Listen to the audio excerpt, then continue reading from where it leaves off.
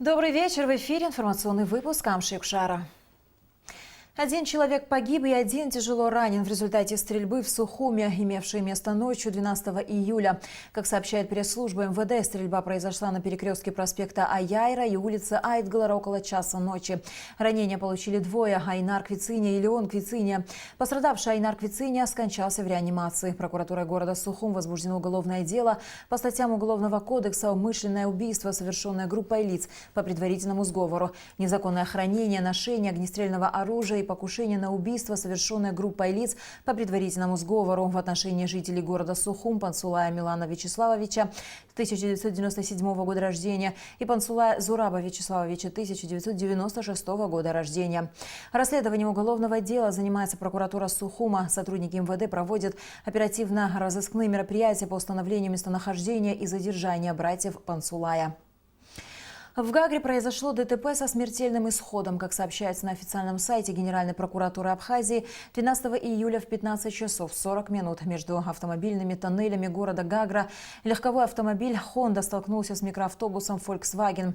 В результате аварии погибли жительница города Сыктывкар Республики Коми Галина Гуляева и гражданин Абхазии Павел Мильтанян. Кроме того, в результате аварии в Гагарскую ЦРБ госпитализированы 5 граждан России, среди них 8-летний ребенок и 2 жителей Абхазии. В настоящее время прокуратурой Гагарского района проводятся все необходимые оперативно-следственные мероприятия, по завершению которых будет возбуждено уголовное дело. Военная прокуратура Абхазии проводит расследование по факту смерти призывника погранотряда СГБ Абхазии, который скончался в Сухумской больнице. Об этом сообщил нашей редакции начальник пограничного отряда службы государственной безопасности Абхазии Надар Чичхиани.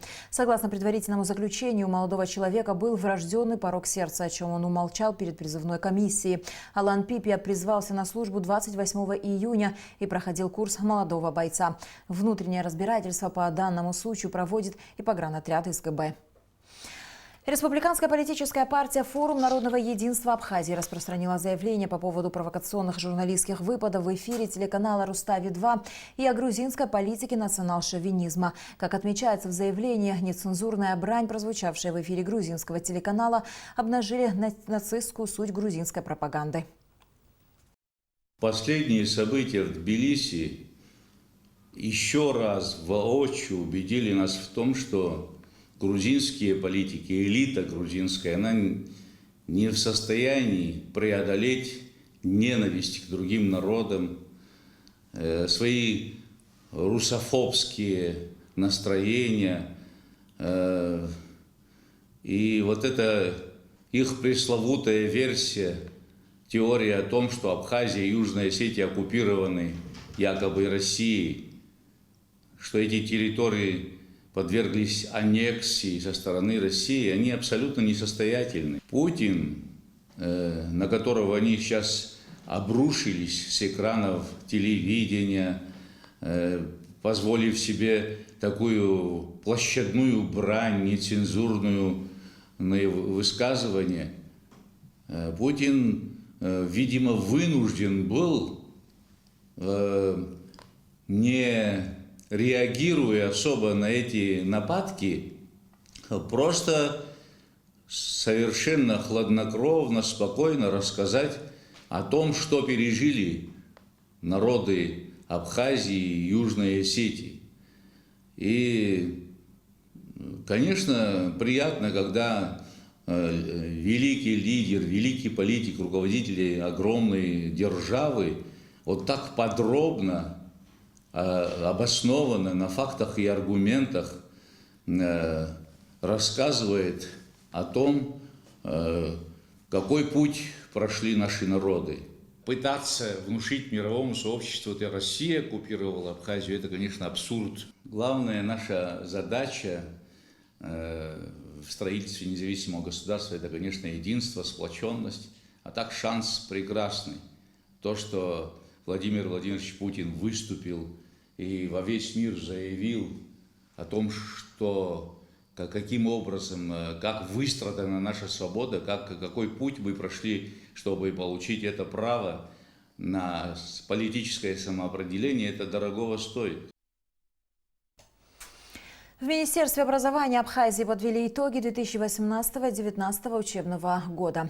В коллегии приняли участие руководители районных отделов образования, директора школ и дошкольных учебных заведений. Был принят проект положения о порядке аттестации педагогических и руководящих работников и утвержден план работы Института педагогики на 2019 год. Подробности в репортаже Гугуцы Вардания. На повестке дня коллегии Министерства образования и науки 6 вопросов и один из главных – обсуждения проекта образовательных стандартов для абхазских школ. Первый раз эти стандарты были приняты еще в 2006 году, однако они должны постоянно обновляться с учетом современных реалий. Поэтому перед Институтом педагогики была поставлена задача разработать новые образовательные стандарты для всех школ республики, а именно создать комплекс нормативов, предъявляемых к педагогической деятельности. Основные изменения коснулись учебных программ. На основании новых стандартов уже идет работа по обновлению учебно-методического комплекта. Она будет завершена к новому учебному году. Мы разработали стандарты в целом, в общем, по начальной школе. Туда входит и абхазский язык, абхазская литература, русский язык и русская литература в национальной школе. Стандарт по математике, по всем учебным дисциплинам в принципе. Также нами в институтом был разработан стандарт по абхазскому языку для неабхазской школы. Да, это уже со 2 по 11 классы. Также были разработаны стандарты по истории Абхазии, опять-таки для среднего звена, все учебные дисциплины. Замминистра образования и науки Медея Чингелия рассказала об итогах аттестации в общеобразовательных школах республики. Судя по результатам, учащиеся особенно ответственно отнеслись к подготовке к экзамену по абхазскому языку и литературе. На коллегии были подведены итоги 15-й юбилейной спартакиады школьников, проходившей с 24 мая по 19 июня, в рамках которой более 1000 детей состязались по 14 видам спорта. По итогам спартакиады в общекомандном зачете сборная города Сухум, как и в прошлом году, стала победителем. Сборные команды Гагринского и Гудаутского районов набрали одинаковое количество очков. Но у Гагринской сборной первых мест оказался больше, чем у Гудаутского, в связи с чем она заняла 2-е место. Гудаутская команда довольствовалась 3-м местом. Затем следуют Гальский, Чемчирский, Творчалский, Гулрифский районы. Замыкает круг Сухумский район. Специалисты Минобразования провели проверку учебно-воспитательной работы в дошкольных учреждениях Галского и Гулрифского районов. А в школах Гудаутского района было проверено качество преподавания предметов биологии, химии и географии. На коллегии были обсуждены результаты. В целом анализ был достаточно коротким, потому что охватывал период с 27 ноября по 7 декабря включительно. За это время были проверена вся основная документация школ, а также проведены срезы и выявлены, так сказать, недочеты, и дана методическая характеристика каждым недочетам и возможным особенностям. Плюс ко всему также дана, так сказать, небольшая рекомендация по поводу их исправления. Кроме того, на коллегии был принят проект о порядке аттестации педагогических и руководящих работников образовательных учреждений и утвержден план работы Института педагогики на 2019 год. Гугуца Вардания, Алексей Гухава, Абхазское телевидение. Астамур Тарба, Олег Аршба, Артур Анкваб и Астамур Оторба, выдвинутые инициативными группами кандидатами в президенты Абхазии, сдали экзамен на знание абхазского языка. Испытание также прошел Алхаз-Квициня, выдвинутый партией Амцахара. Экзамен, который принимала Государственная лингвистическая комиссия, состоялся 12 июля в Центре Сберкоме. Более 3 лет назад при поддержке Министерства обороны Абхазии, информагентства, Пснопресс и «Спутник Абхазия» в республике стартовал военно-исторический проект возвращения имени, главная цель которого – поиск пропавших без вести во время Великой Отечественной войны военнопленных красноармейцев, узников концентрационных немецких лагерей.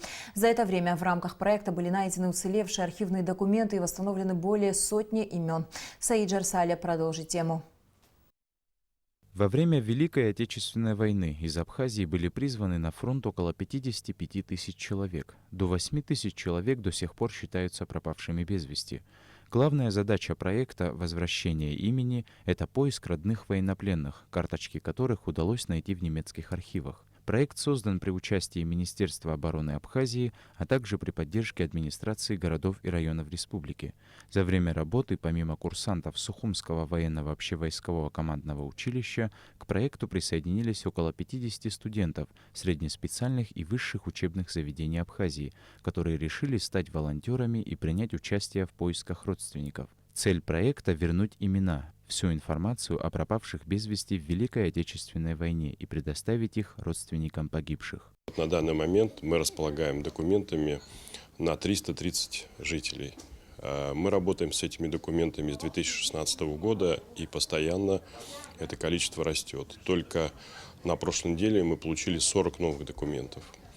И задача нашего проекта – это прежде всего поиск солдат и поиск родственников, потому что по политическим причинам в результате политики Иосифа Сталина родственникам запрещено было предоставлять эту информацию. Все они получали одну и ту же справку, которая называется «пропавшие без вести». Это тяжелая ноша для семьи, не только потому, что они не могли получать военную пенсию, но и потому, что они получали тяжелую душевную травму, прежде всего. Куда пропал отец, брат или сын? Что с ним могло произойти?